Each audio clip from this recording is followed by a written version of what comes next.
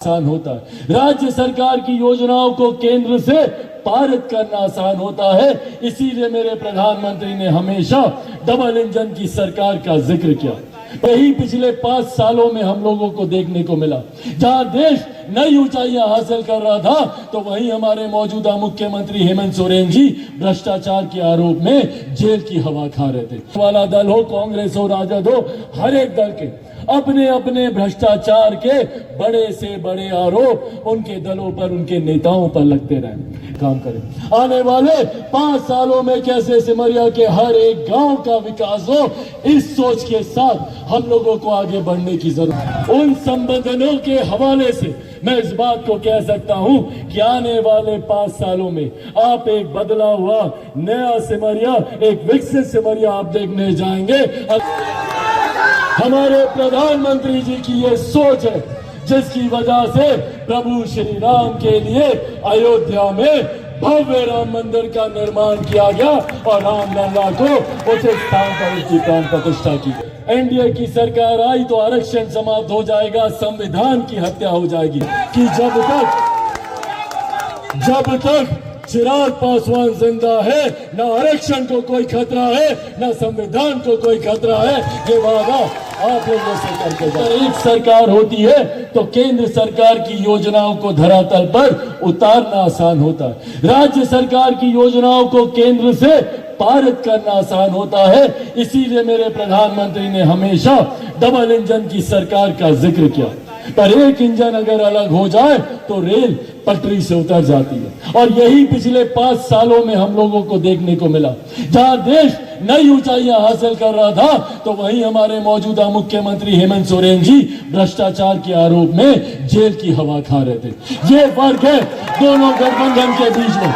ये फर्क है, जहां एक तरफ विकास की बात होती है तो दूसरी तरफ भ्रष्टाचार की बात होती है। जहां एक तरफ हमारे पास गिनाने के लिए विकास के अनगिनत कार्य हैं, तो वहीं दूसरी तरफ इंडिया अलायंस के हर एक घटक दल, भले वो मौजूदा सरकार गठबंधन का नेतृत्व करने वाला दल हो, कांग्रेस हो, राजद हो, हर एक दल के अपने अपने भ्रष्टाचार के बड़े से बड़े आरोप उनके दलों पर, उनके नेताओं पर लगते रहे। ऐसे में साथियों, अपने भविष्य के लिए, अपने वर्तमान के लिए जरूरी है कि अगले 5 साल हम लोग एक ऐसी सोच के साथ जुड़े जो आपको सीधा विकास के साथ जोड़ने का काम करे।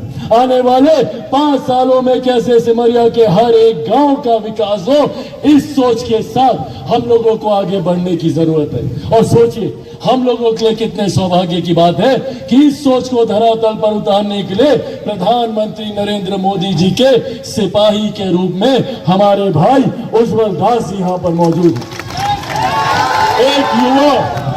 एक युवा पढ़ा लिखा चेहरा और अनुभवी भी, जिस परिवार से ये आते हैं। इनके पिता, मेरे पिता की कितनी गहरी मित्रता रही है, जितने गहरे संबंध इनके परिवार और मेरे परिवार के बीच में रहे। उन संबंधों के हवाले से मैं इस बात को कह सकता हूं कि आने वाले 5 सालों में आप एक बदला हुआ नया सिमरिया, एक विकसित सिमरिया आप देखने जाएंगे। अगले 5 सालों में ये वादा मैं आप लोगों से करके जाता हूं अपने भाई उज्जवल दास जी की जगह पे, क्योंकि मैं जानता हूं कि इनमें वो तत्परता है, इनमें वो क्षमता है, वो कर्मठता है कार्यों को धरातल पर उतारने को लेकर। और ये जरूरत है हमें, क्योंकि वो सोच, प्रधानमंत्री जी की सोच का धरातल पर उतरना जरूरी है। जो सोच हमारे विकास को भी गति देती है, हमारे आस्था को भी सम्मान देती है। मैं उस आस्था का जिक्र कर रहा हूं जिसको अभी तक किसी प्रधानमंत्री ने पहचान देना जरूरी नहीं समझा।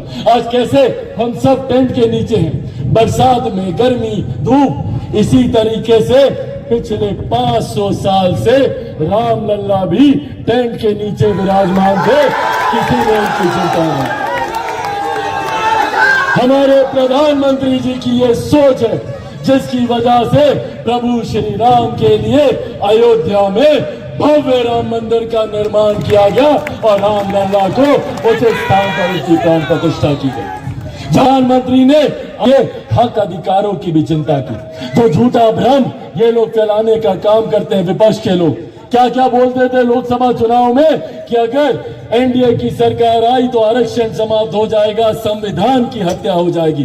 क्या हो गया भैया? 5 महीना होने को आया, कौन से अधिकार किसी के छीन लिए गए? और आज आप लोगों के बीच मैं अपने नेता, मेरे पिता आदरणीय रामविलास पासवान जी के संघर्षों की कसम खाकर आप लोगों से ये वादा करके जाता हूं कि जब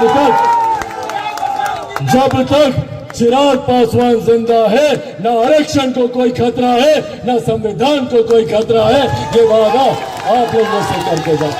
मेरे प्रधानमंत्री ने हमेशा संविधान को के सामने नतमस्तक कर उसके आधार पर कार्य करने का काम किया, पर ये विपक्ष के लोग से झूठा भ्रम फैलाने का काम करते हैं। साथियों, आज बस ये आग्रह करने आप लोगों के बीच आया हूं। अभी चतरा में आज हम लोग का कार्यक्रम था, बगल में वहीं लोजपा के हमारे प्रत्याशी जनार्दन पासवान जी का भी आज नामांकन था।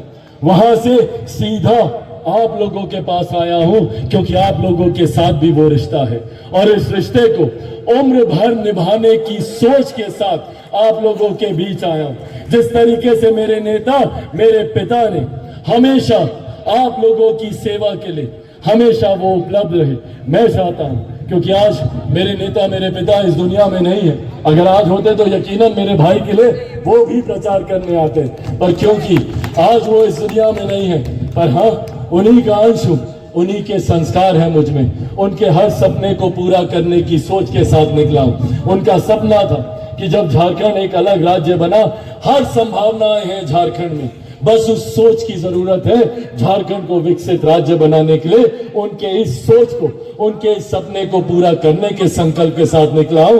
प्रधानमंत्री जी के सपने को पूरा करने के संकल्प के साथ निकला हूं और उसके लिए जरूरत है प्रधानमंत्री जी के एक एक सिपाही को आप लोग भारी मतों से विजय बनाने का काम करें। तो वापस जाकर प्रधानमंत्री जी को आश्वस्त कर दूं ना कि आप मेरे भाई को यहां से जिता रहे हैं, तो आप लोगों की तरफ से इनको विजय की माला पहना दीजिए। ऐसे नहीं, जोरदार ताली बजाकर अपना आशीर्वाद दें।